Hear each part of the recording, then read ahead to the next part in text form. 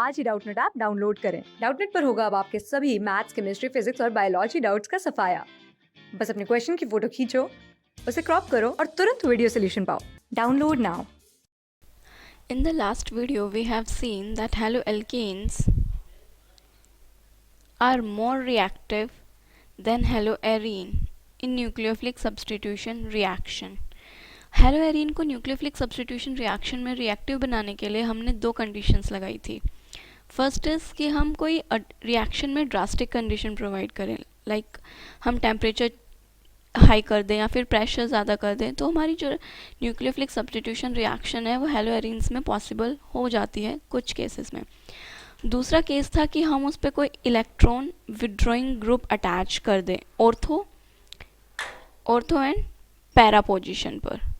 Okay, electron withdrawing group से हमारा क्या मतलब है कि या तो हम वहाँ पे NO2 ग्रुप लगा दें जो कि इलेक्ट्रॉन विड्रॉइंग ग्रुप है, या फिर एल्डिहाइडिक ग्रुप लगा दें, या फिर कार्बोक्सिलिक एसिड ग्रुप लगा दें। अभी जो हमने लास्ट वीडियो जो हमने की थी उसमें हमने देखा था कि ड्रास्टिक कंडीशंस में हेलोएरीन की रिएक्शंस कैसे हो जाती है। जब हमारे डिफरेंट न्यूक्लियोफाइल्स हमने वहाँ पर यूज़ किए थे, हमने हमारे जितने भी नॉर्मल जो न्यूक्लियोफाइल्स होते हैं लाइक OH, NH2, साइनाइड, ये सारे न्यूक्लियोफाइल्स हमने यूज़ किए थे वहाँ पे, और हमने देखा था कि हमें कितना टेम्परेचर और प्रेशर वो रिएक्शन करवाने के लिए देना पड़ रहा है।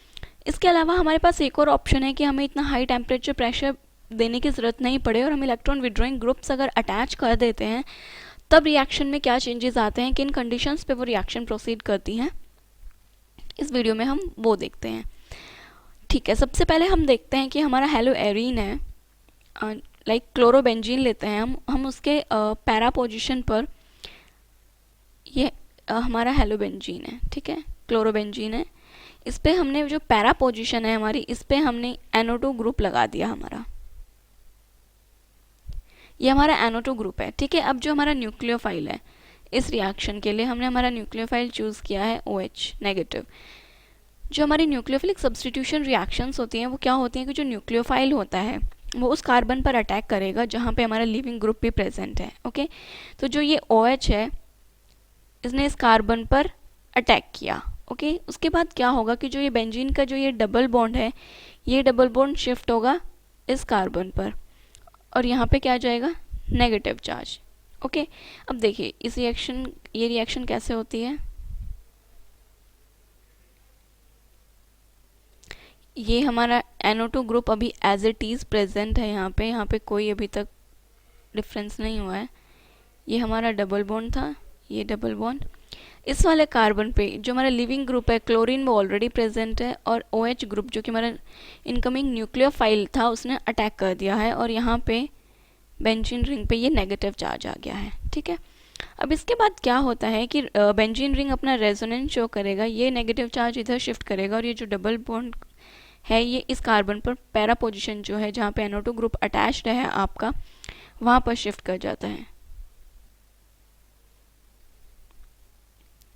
ठीक है, ये पैरा पोजिशन पे हमारा जो NO2 ग्रुप अटैच्ड है वो प्रेजेंट है।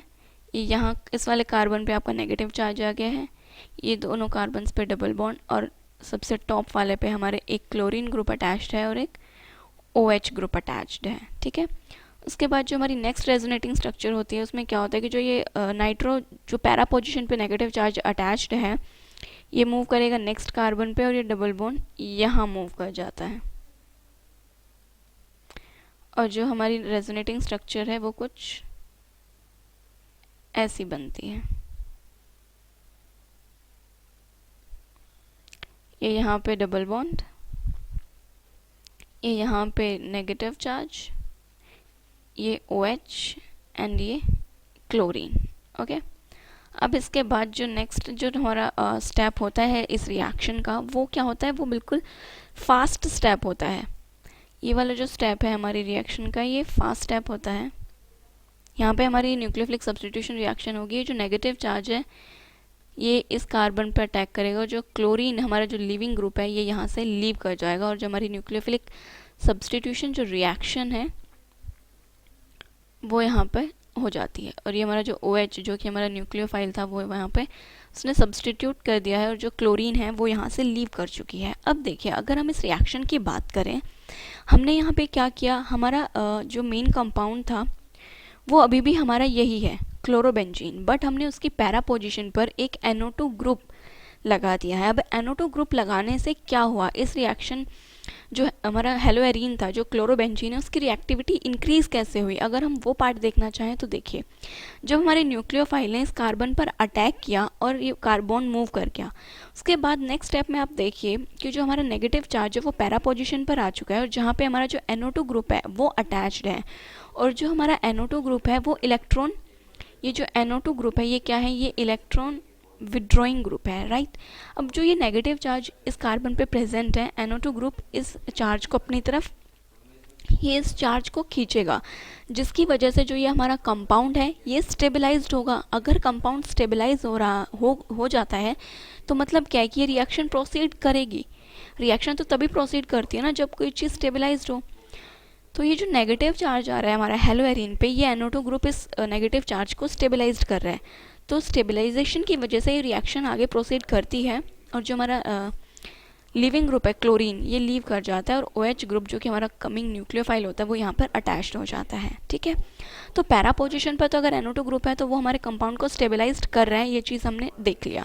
चले अब हम नेक्स्ट देखते हैं कि मान लीजिए जो हमारा इलेक्ट्रॉन विड्रॉइंग ग्रुप है अगर हम उसको ऑर्थो पे अटैच कर देते हैं उस टाइम पे क्या होता है। देखिए ये हमारी कोई एक बेंजीन रिंग है, ये क्लोरीन अटैच्ड है यहाँ पे और यहाँ पे जो है हमारा NO2 ग्रुप अटैच्ड है, ठीक है। अब ये हमारी जो रिएक्शन है इसमें हमने ये डबल बॉन्ड लगा दिए हैं यहाँ पे, ठीक है। अब हमारा जो न्यूक्लियोफाइल है OH नेगेटिव ये हमारे कार्बन पर अटैक करेगा, ठीक है। तो देखिए ये जो OH नेगेटिव है ये इस कार्बन पर अटैक कर जाएगा और ये जो डबल बॉन्ड है ये यहाँ पे मूव कर जाएगा। इसके बाद जो हमारी नेक्स्ट रेजोनेटिंग स्ट्रक्चर जो बनती है वो देखिए आप कैसी रेजोनेटिंग स्ट्रक्चर बनती है। यहाँ पे क्लोरीन और OH अटैच्ड है, यहाँ पे हमारा NO2 ग्रुप अटैच्ड है, ये डबल बॉन्ड्स और यहाँ पे हमारा जो है नेगेटिव चार्ज आ चुका है। इसके बाद जो हमारी नेक्स्ट स्ट्रक्चर बनती है उसमें क्या होगा कि जो हमारा नेगेटिव चार्ज है ये यहाँ मूव करेगा और ये डबल बॉन्ड नेक्स्ट कार्बन पर शिफ्ट हो जाएगा, ठीक है। फिर जो हमारी नेगेटिव जो स्ट्रक्चर रेजोनेंस स्ट्रक्चर जो बनती है वो कुछ इस टाइप की बनती है। यहाँ पे NO2 ग्रुप प्रेजेंट है, यहाँ पे डबल बॉन्ड है दोनों पर और ये हमारा नेगेटिव चार्ज है। देन इसके बाद ये negative charge again resonance show करेगा और ये इस नेक्स्ट कार्बन पे शिफ्ट हो डबल बॉन्ड क्रिएट करेगा और ये NO2 वाले कार्बन पे आपका नेगेटिव चार्ज आ गया है। अब जो हमारी रेजोनेटिंग स्ट्रक्चर बनी वो कुछ ऐसी बनी। यहाँ पे क्लोरीन और OH सेम कार्बन पर अटैच्ड है, ये हमारा जो है NO2 ग्रुप है जो कि हमारा इलेक्ट्रॉन विड्रॉइंग ग्रुप है, ये यहाँ पे डबल बॉन्ड प्रेजेंट है और यहाँ पे हमारा नेगेटिव चार्ज प्रेजेंट है, ठीक है।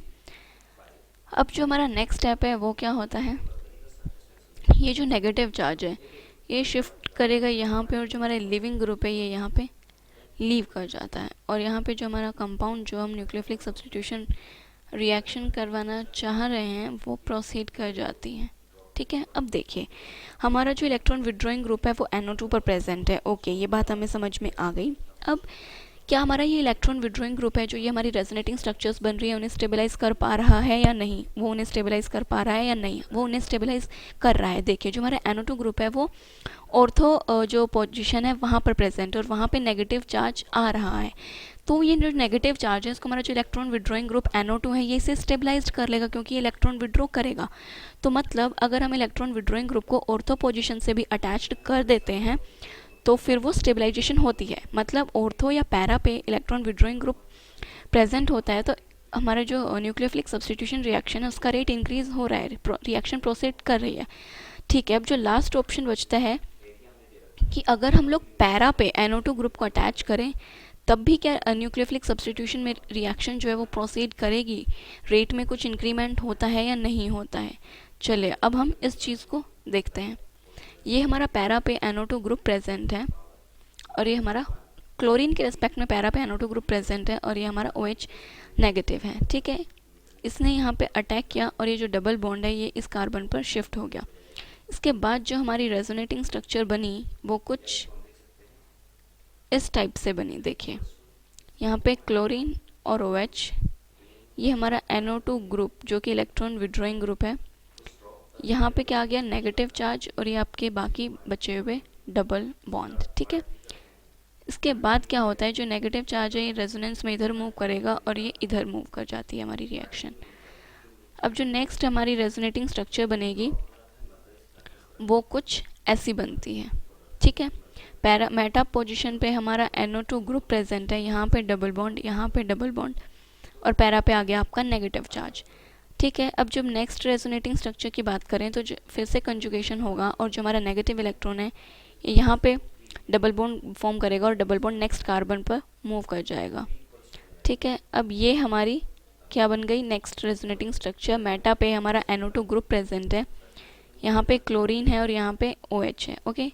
ये हमारा डबल बॉन्ड, ये हमारा डबल बॉन्ड और यहाँ पे हमारा क्या है नेगेटिव चार्ज। अब नेक्स्ट पॉइंट पर क्या होगा कि हमारी जो रिएक्शन है वो डबल बॉन्ड यहाँ शिफ्ट होकर जो हमारा क्लोरीन लीविंग ग्रुप है ये यहाँ पे लीव कर जाएगा और ये हमारी रिएक्शन हो जाएगी, ठीक है। बट अब हमें देखना ये है कि जो हमने NO2 ग्रुप मेटा पोजीशन पे लगाया था क्या उसने रिएक्शन को प्रोसीड करने में हमारी कुछ हेल्प की या फिर नहीं की। देखिए हमारा NO2 ग्रुप जहाँ पे प्रेजेंट है इस कार्बन पे प्रेजेंट है, हमने इस स्ट्रक्चर में NO2 ग्रुप जहाँ प्रेजेंट है उस कार्बन पे नेगेटिव चार्ज आया एक बार, यहाँ पे नहीं है। नेक्स्ट में भी इस कार्बन पे नेगेटिव चार्ज नहीं है और इसमें भी नहीं है। हमने इस रिएक्शन की सारी रेजोनेटिंग स्ट्रक्चर्स बनाई बट कहीं पर भी जो हमारा NO2 ग्रुप जहाँ प्रेजेंट है उस कार्बन पे नेगेटिव चार्ज नहीं आया। मतलब कि जो हमारा NO2 ग्रुप है वो हमारी जो ये पूरा कंपाउंड है इसको स्टेबलाइज नहीं कर रहा है, यहाँ पे कोई भी कॉन्जुगेशन नहीं है, ठीक है। तो ये इसको कोई स्टेबलाइजेशन नहीं कर रहा है। मतलब ये हमारा जो कंक्लूजन था वो हो गया है कि जो ऑर्था और जो पैरा पोजिशन है वही रिएक्शन को प्रोसीड कर रही हैं, मतलब कि वो स्टेबलाइजेशन प्रोवाइड करवा रही हैं। जो हमारी मेटा पोजीशन है वो कोई स्टेबलाइजेशन नहीं दे रही है, वो रिएक्शन को स्टेबलाइज्ड ही नहीं करवा रही है, नॉट स्टेबलाइज्ड। हमारा जो कंपाउंड है वो वहाँ पे स्टेबलाइज्ड हो ही नहीं रहा है क्योंकि वहाँ पे कहीं पे भी जो हमारा इलेक्ट्रॉन विड्रॉइंग ग्रुप है मान लिया, बट जब तक इसके पास नेगेटिव चार्ज ही नहीं आएगा वो उस इलेक्ट्रॉन को विड्रॉ कैसे करेगा और कंपाउंड को स्टेबलाइज्ड कैसे करवाएगा, ठीक है। अब हम आपको बताते हैं कि जैसे जैसे हमने विड्रॉइंग जो ग्रुप हैं वो अटैच किए उसके बाद हमारी जो ड्रास्टिक कंडीशंस हैं उनमें क्या क्या चेंज आया। सबसे पहली रिएक्शन देखिए, जब हमने कोई भी इलेक्ट्रॉन विड्रॉइंग ग्रुप नहीं लगाया उस टाइम पे जो हमारी रिएक्शन प्रोसीड कर रही है वो किन कंडीशंस में प्रोसीड करती है, ठीक है। इस रिएक्शन के लिए मैंने सबसे पहले आपने OH न्यूक्लियोफाइल लगाना है तो हमने NaOH लिया, ठीक है। फर्स्ट स्टेप में इस रिएक्शन के हमारा जो टेम्परेचर था वो हमने लिया 623 केल्विन टेम्परेचर और 300 ATM प्रेशर। हमने इस कंडीशन में ये जो हमारी रिएक्शन है वो करवाई। जब हमने ये कंडीशन प्रोवाइड करवाई तो यहाँ पे हमारा जो सोडियम फिनॉक्साइड है वो फॉर्म हो गया। उसके बाद मैंने यहाँ पे डाइल्यूट HCl डाल दिया तो यहाँ पे मेरा जो कंपाउंड है फिनोल वो बन चुका है और यहाँ पे जो मेरा न्यू इलेक्ट्रोफाइल है वो प्रेजेंट है, ठीक है। तो मतलब जब मैंने एक भी इलेक्ट्रॉन विड्रॉइंग ग्रुप नहीं लगाया तो मेरी कंडीशन ये थी 623 kelvin temperature and 300 ATM pressure. चले अब हम क्या करते हैं कि हम ना एक NO2 ग्रुप लगा के देखते हैं कि NO2 ग्रुप लगाने के बाद हमारी जो कंडीशंस हैं जो टेम्परेचर प्रेशर की वो उन पर कितना फ़र्क पड़ता है, ठीक है। चले हमने ऐड किया NaOH। अब हम देखते हैं कि कितने टेम्परेचर प्रेशर पे रिएक्शन हो जाती है। इस रिएक्शन के लिए हमें सिर्फ 433 केल्विन टेम्परेचर ही देना पड़ता है, कोई भी प्रेशर की रिक्वायरमेंट नहीं है।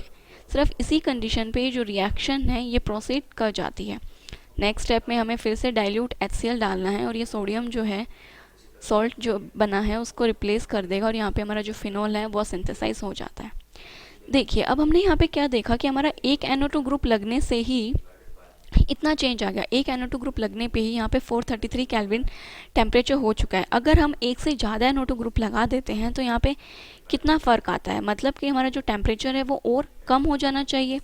चले अब हम एक क्या करते हैं कि एक NO2 ऑर्थो पोजीशन पर लगा कर देखते हैं।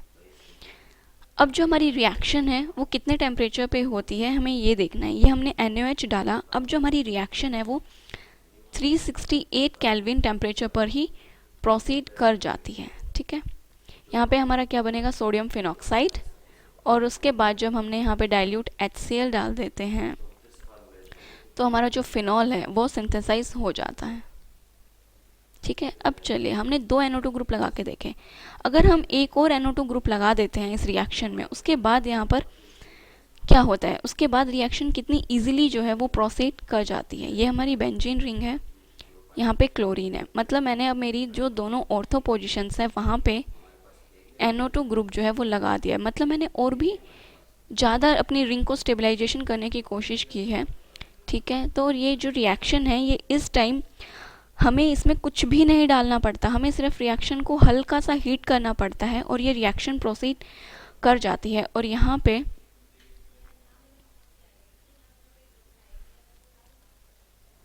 OH, NO2, NO2 और NO2, देखिए अब आप देख सकते हैं कि यहाँ पे हमने रिएक्शन को एक हल्का सा ही हीट किया है, हमें कोई बहुत ज़्यादा हाई टेम्परेचर देने की ज़रूरत ही नहीं पड़ी।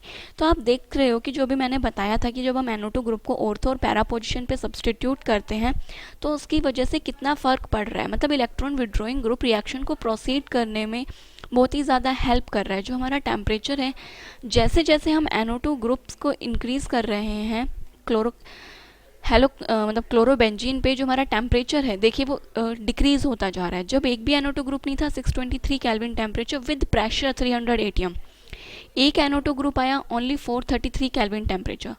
ठीक है, जब हमने 2 NO2 ग्रुप लगा दिए, एक पैरा पे और एक ऑर्थो पे, तो 368 केल्विन टेम्परेचर। और जब मैंने दोनों ऑर्थो और एक पैरा पोजीशन पर NO2 ग्रुप लगा दिया है, उस टाइम मेरा जो टेम्परेचर है वो कुछ भी नहीं है, मुझे सिर्फ रिएक्शन को हीट करना पड़ रहा है और जो मेरा कंपाउंड है वो फॉर्म हो जाता है। चलिए इस कंपाउंड का मैं आपको एक नाम बता देती हूँ, बहुत ही कॉमन सा कंपाउंड है और इसका जो कॉमन नेम है, इस कंपाउंड को मोस्टली हम लोग कॉमन नेम से ही जानते हैं और इस कंपाउंड का नाम है पिक्रिक एसिड, जो कि बहुत जगह यूज़ होता है। तो आपको पिक्रिक एसिड की स्ट्रक्चर पता होनी चाहिए कि फिनॉल के ऑर्थो और पैरा तीनों, इन 2 ऑर्थो और एक पैरा पोजीशन पे NO2 ग्रुप इस पे अटैच्ड होता है। तो ये तो थी हमारी हैलोएरिन्स की न्यूक्लियोफिलिक सब्स्टिट्यूशन रिएक्शंस की उनकी रिएक्टिविटी कैसे चेंज होती है। उनकी रिएक्टिविटी को हम या तो ड्रास्टिक कंडीशंस में इंक्रीज़ कर सकते हैं या फिर एक कोई इलेक्ट्रॉन विड्रॉइंग ग्रुप अटैच करके उनको इंक्रीज़ कर सकते हैं उनकी रिएक्टिविटी को। अब हम देखेंगे हमारे हैलोएरिन्स की इलेक्ट्रोफिलिक सब्स्टिट्यूशन रिएक्शंस की, वो रिएक्शंस कैसे प्रोसीड करती हैं, उनके मैकेनिज्म क्या हैं और उनकी कंडीशंस क्या होती हैं। Thank you for watching this video. Class 6 से 12 से लेके नीट, IIT, JEE मेंस और एडवांस के लेवल तक 10 मिलियन से ज्यादा स्टूडेंट्स का भरोसा। आज ही डाउनलोड करें डाउटनेट ऐप या व्हाट्सएप कीजिए अपने डाउट्स 8400 400 400 पर।